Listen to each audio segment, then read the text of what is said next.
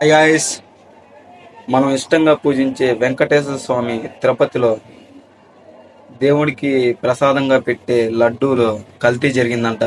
కల్తీ అంటే ఇటువంటి కల్తీ కాదు.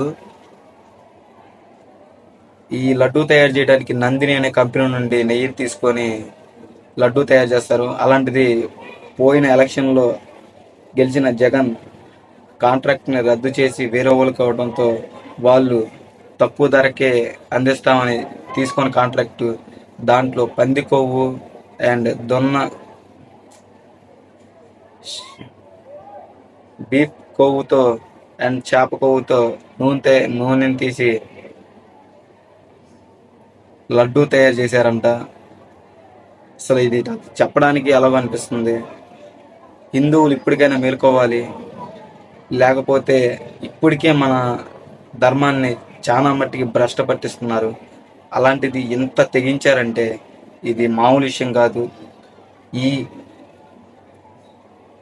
చర్యకు పాల్పడిన ప్రతి ఒక్కరికి శిక్ష పడాలి. ఎందుకంటే హిందువుల మనోభావం చాలా దెబ్బతింది. ప్రతి ఒక్కరు దీని మీద నిరసన చేస్తున్నారు.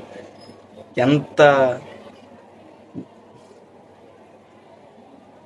ఈ క్రిస్టియన్ మతం వల్ల అయినా సరే ఎంత దారుణానికి ఒడిగడతాను అనుకోలేదు. అసలు ఇలా ఇలా ఎలా చేయబుద్ధి అయిందో నాకేం అర్థం అవట్లేదు. ఇప్పటికైనా హిందువులు మేల్కోవాలి అండ్ ఇలాంటి చర్యలు చేసిన ప్రతి ఒక్కడికి శిక్ష పడాలి. ఒకవేళ కోర్టులో శిక్ష పడినా పడకపోయినా దేవుడు వీళ్ళకి మాత్రం తగిన శిక్ష విధిస్తాడు.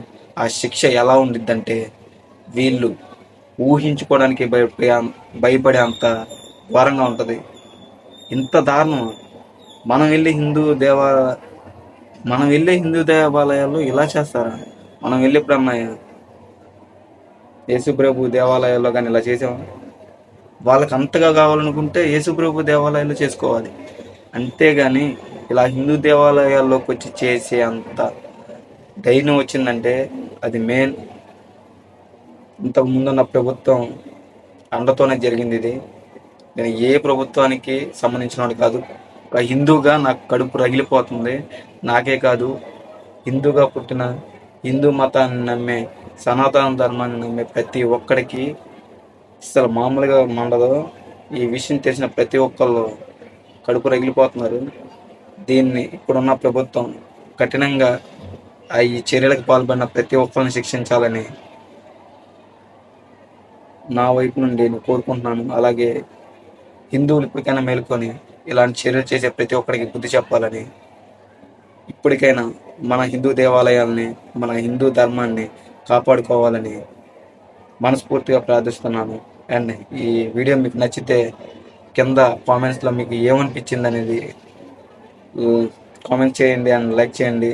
నలుగురికి షేర్ చేయండి. ఎందుకంటే ఇలాంటి వీడియోలు కంపల్సరీ షేర్ చేయాలి.